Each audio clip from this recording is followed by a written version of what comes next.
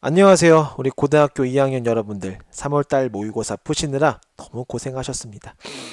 항상 힘들죠? 예, 모의고사는 그래도 잘 치러내셨고 모의고사는 수능에 대한 이제 준비이기 때문에 분명히 정시를 노리시는 분들, 수능 최저로 수학의 비중을 두시는 분들한테는 굉장히 의미 있는 시험입니다. 물론 이제 좀 이따 뒤에 문항 분석하겠지만 2학년 분들은 1학년 전범위로 봤기 때문에 아직 수능 범위가 아니긴 합니다. 그리고 이제 선택 수학이라든지 뭔가 좀 애매하고 들어는 봤지만 어떻게 해야지 잘 몰랐던 그런 부분들도 좀 말씀을 한번 드려보도록 할게요. 자, 일단 우리 2학년 분들 범위 및 문항 구성을 한번 보겠습니다. 여러분 3월 달에 지금 보신 거는 어느 범위에서 출제됐던 거죠? 꼼꼼히 풀어보신 분들은 그렇습니다. 아직 2학년 배운 게 얼마 안 되기 때문에 고등학교 1학년 전체 범위로 보셨습니다.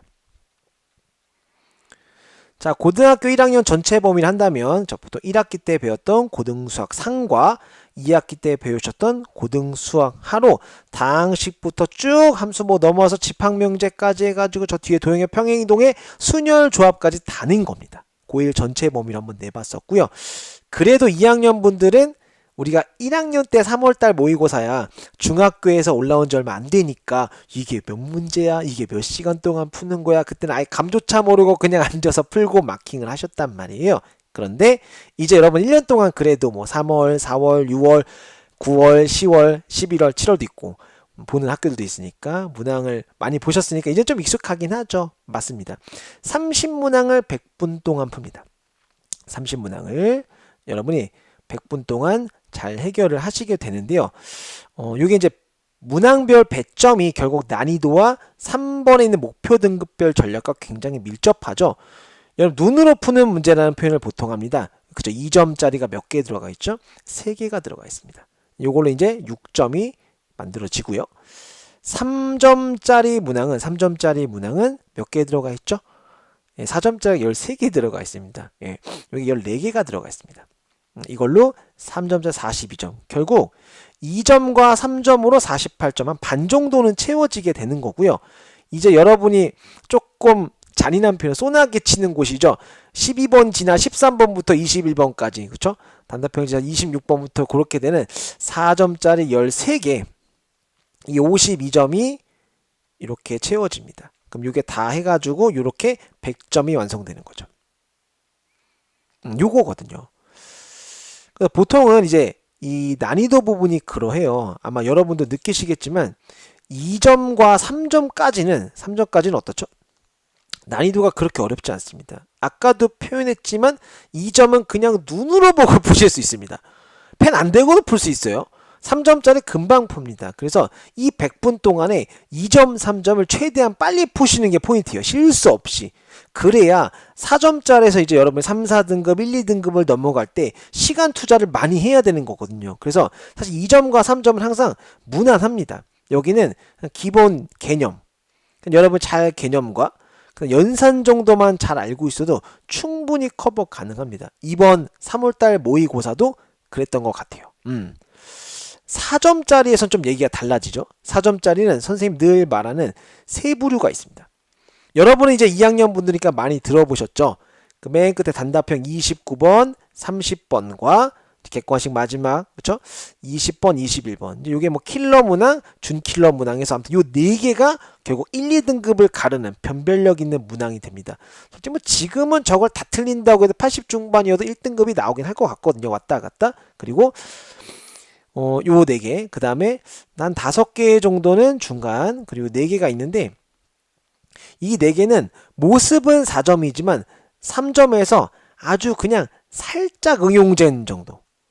살짝 응용된 정도니까 여러분이 조금만 노력하셔도 한번 풀다가 시간이 있으면 이제 이렇게 하다가 풀리는 약간 그런 문제들이고 요 5개가 이제 요 중간 정도에 있는 그런 난이도거든요. 요건 좀 더 약간 내신 심화일 수 있는 스타일이긴 한데 자, 요번에 보신 문항 중에 1학년 전체 범위 나와 있었잖아요. 이제 여러분은 고등학교 1학년 분석할 때야 중학교 문제니까 선생님이 어제 단어만 얘기를 했지만 이 킬러 문항 있죠.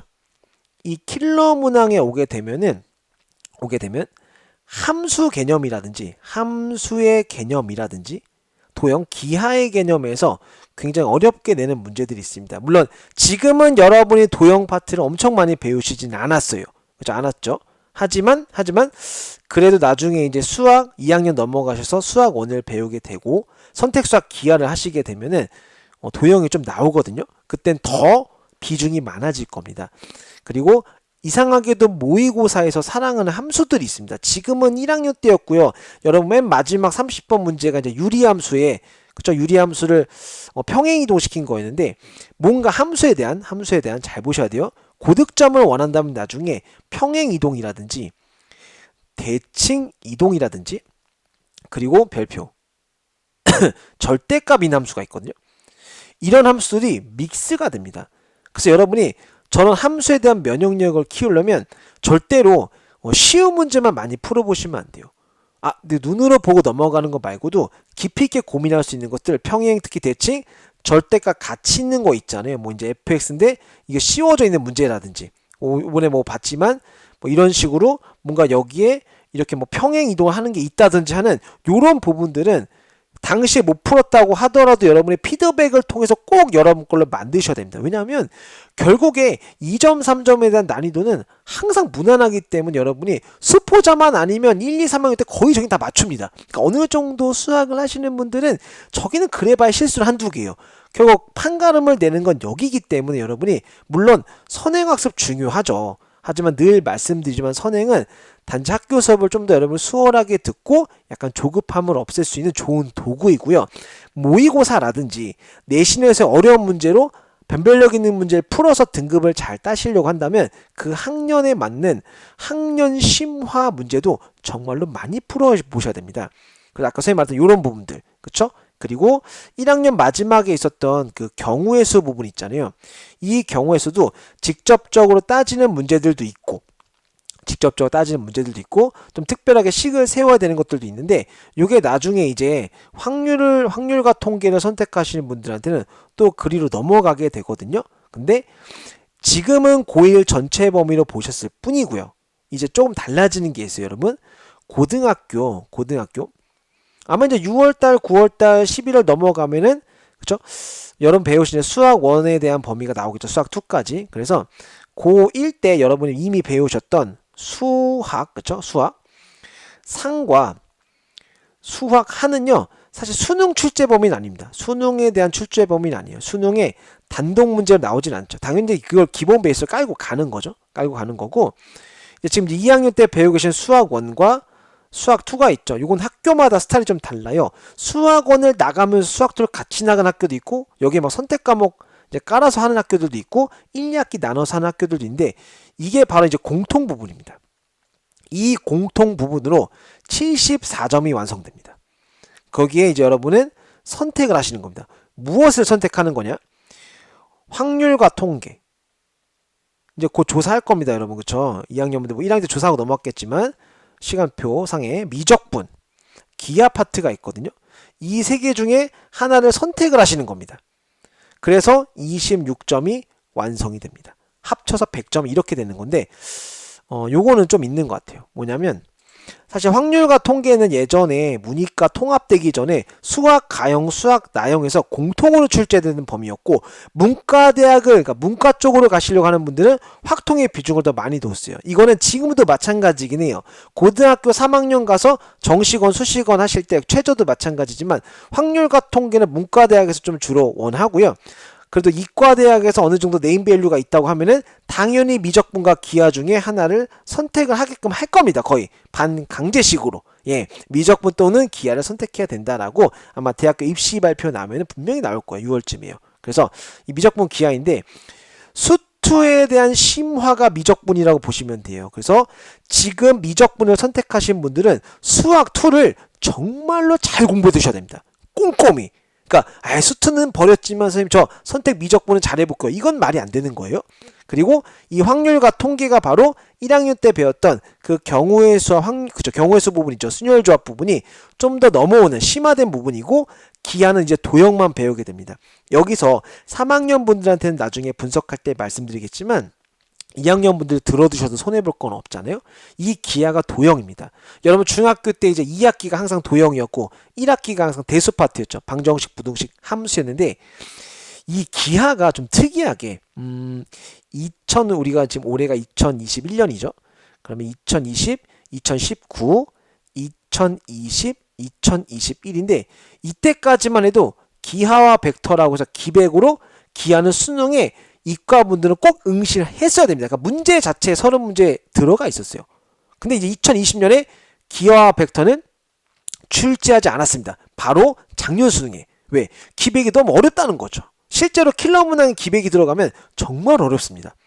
그래서 2021년에 이 기하가 다시 부활을 했는데 선택으로 지금 바뀌게 된 겁니다. 선택으로. 근데 아마도 아까 말씀드렸지만 네임밸류 있는 공과대학, 이과대학에서는 아마 이 기하나 미적분에 대해서 하라고 할 거예요. 표준변환 점수도 뭐 과탐에서 물리가 높은 것처럼 분명히 높을 겁니다. 그래서 여러분이 이렇게 이제 수원수투 공통돼서 확통, 미적, 기하 중에 선택을 할 거다라는 걸 2학년 분들도 미리 알고 계시면 좋아요. 좋고, 자, 항상 말씀드리지만 수능에서 3, 4등급을 맞는 것은 그리 어렵지 않죠. 이거는 진짜 노력만 하면 맞출 수 있습니다. 왜? 2점, 3점짜리 다 풀고 4점짜리 한 번으로 밀어도 4등급은 나옵니다. 왜? 수포자도 많지만 아주 깊이 있게 공부하신 분들이 반대로 말하면 좀 차갑지만 많지 않다는 거거든요. 그럼 여기에 2, 3점짜리를 완벽하게 푸는데 많은 시간이 걸리냐? 그렇지 않습니다. 2점, 3점을 빨리빨리 풀면 30분 안에 다 풉니다. 예. 그럼 남아있는 70분, 약 1시간 동안을 이 4점짜리 문항 13개 투자를 하시는 건데 처음부터 여러분이 내공이 좀 부족한 분들이 킬러 문항이 있는 거와 준킬러 문항 이 4개를 손대기는 사실 쉽지 않아요. 왜냐면 이거는 유형도 그때마다 다르고 정말 창의적이고 좀 신박한 문제들이 많거든요. 하지만 2점, 3점은 기본 개념 연산이란 말이에요. 그렇다면 2학년 분들 이렇게 목표를 잡아보세요. 선생님 저 6월, 9월 올해 2점, 3점은 어떤 문제 스타일이 나와도 뭐 실수로 1개 정도 틀리는 것 빼고는 다 맞히겠어요. 그 가운데 제가 풀 수 있는 살짝 응용된 4점짜리 한 4개 정도만 제 실력껏 풀어나간다면 나머지는 그냥 좀 찍을게요. 이미 체크할게요. 이래도 3등급이 꾸준히 나올 겁니다. 그리고 3학년 가셨을 때 이제 이 킬러 문항과 선택하는 거에 좀 더 시간 투자를 하시면은 여러분이 충분히 물론 1등급은 정말 어렵긴 해요. 수능에서 1등급은 뭐 다른 과목도 마찬가지지만 여기까지 노려볼 수 있게 된다는 거예요. 그래서 혹시 지금 모의고사가 약간 아쉬운 등급대가 있어요. 공부를 아예 안 하는 건 아닌데 뭔가 2점, 3점도 손대고 4점도 한두 개씩은 풀어서 한 뭐 40점, 50점 왔다 갔다 하면서 한 5등급, 6등급 3, 4, 50점은 사실 완전 포기하신 분들은 아니거든요. 이제 그분들이 먼저 3, 4등급을 찍고 그 다음에 이제 완전 상위권 도약을 위해서 공부를 하시려면은 아까 말씀드린 학년 심화를 진짜 많이 해보셔야 돼요. 그러니까 한 문제를 갖고 하루 종일 공부해도 좋아요. 그런 시간이 필요해요. 나중에 이 킬러 문항에 가려면. 근데 아직은 선생님 제가 그 정도가 아닙니다면은 2점, 3점짜리에 대해서 기본 개념과 기본 연산을 잘 해두셔야 되고요. 여러분은 아직 학년 초반이기 때문에 수학도 거의 안 나갔을 거고 수학은 지금 살짝 나가고 있겠죠? 그렇다면 고등학교 1학년에 결손됐던 부분을 일단은 잘 해두시는 게 여러분 되게 중요합니다. 왜냐하면 단독 문제 출제가 안 될 뿐이지 이 연계성은 분명히 있거든요. 중학교 수학을 잘해야 고등학교 수학을 잘하는 건 마찬가지잖아요. 여러분 중학교 때 수학을 다 포기한 분이 갑자기 고등학교에서 마음 잡는다고 해서 고등학교 수학부터 바로 봅니까? 불가능한 걸 여러분 알고 계시죠? 수학은 계속 나선형 구조로 꼬리를 물기 때문에 고등학교 거 마음 잡고 하려다가 중학교 것도 까먹어. 그럼 중학교 하려다 보니까 초등학교 때 연산이 부족해. 그래서 지금 여러분들은 수학원을 열심히 공부하시면서 중간중간에 고등학교 1학년의 내용을 반드시 메꿔주셔야 돼요. 여러분 고등학교 1학년 때 학생들이 힘들어하는 내용이 분명히 있습니다. 함수 파트라든지 그렇다면은 함수, 뭐 1대1 대응 1대1 함수, 뭐 역함수, 합성함수, 유리함수, 무리함수에서 함수를 한번 쫙 복습해 주시고 나 집합명제는 독립적인 단원이 좀 가물가물해. 근데 시험이 나온단 말이죠. 현재 모의고사는 여러분 보면선 집합과 명제 하나 정도 필요 조건이 뭐였지? 충분 조건이 뭐였지? 이런 식으로 나올 때마다 보통 모의고사 보시면 그거 접어가지고 가방이나 서랍에 많이 잠자고 계시거든요. 그러시면 안 돼요. 피드백을 통해서 반드시 몰랐던 문제는 여러분 걸로 만드셔야 됩니다. 앞으로 여러분은 이 3월 뒤로도 4월, 6월, 7월, 9월, 10월 2학년, 3학년까지도 모의고사를 그 외 학교마다 사설 모의고사까지 보시기 때문에 기회가 많이 있어요. 그것만 피드백을 잘해도 실력이 비약적으로 발전할 수 있단 말이에요. 그러니까 어렵죠. 물론 어렵지만 자기 한계를 조금씩 뛰어넘으면서 성장하실 수 있다는 거를 선생님이 꼭 말씀드리고 싶었어요. 즉 수학은 대한민국에서 포기하시면 선택권이 많이 좁아집니다. 그러니까 여러분이 지금 학기 초니까 좀 더 파이팅해서 이제 다음번은 6월달 모의고사겠죠. 4월달 같이 지금 3월달 같이 교육청 주관의 모의고사는 지역마다 뭐 경기 미실시, 서울 미실시에서 안 보신 학교들도 있어요. 물론 문제는 EBS 고등에 다 업로드 되니까 내가 안 봤던 지역을 해서 넘어가시면 안 되겠죠. 출력해서 뽑아보고 풀이하시고 해설 듣고 피드백하는 그런 지극정성의 노력을 이제 쏟아주실 타이밍이 왔다는 겁니다. 2학년 분들도 특히 여러분이 정시나 수능 최저를 노리시는 분들이라면 그렇죠? 그래서 아까 말씀드린 저런 어려운 문제에서 요구하는 개념들이 있어요. 절대값 함수라든지 뭐 확통에서도 일일이 세는 거라든지 수용도라든지 해서 그런 것들 여러분 일반 문제집에서 보긴 힘들잖아요. 내신 심화랑 모의고사 스타일이 다르단 말이에요. 얼마나 좋은 문제를 제공하고 있어요. 여러분한테 교육청과 평가원이. 그래서 그거를 꼭 여러분 걸로 소화하셨으면 좋겠습니다. 모의고사 분석이었는데 약간 잔소리 같은 얘기를 해서 좀 죄송하고요. 잘 하실 걸 믿고 좋은 말씀 드린 거니까 파이팅 해주셨으면 좋겠습니다. 그럼 선생님하고는 이제 또 6월달 모의고사 보고 나서 또 이런 시간을 한번 마련해 봤으면 좋겠네요. 아무튼 3월달 모의고사 각자 서로 좀 다른 온도차 의미로 보셨겠지만 여러분이 좋은 성과를 낼 수 있는 발판이었으면 좋겠습니다. 고생하셨고요. 다음번 6월달 모의고사 분석으로 찾아뵙도록 하겠습니다. 고생하셨어요, 여러분.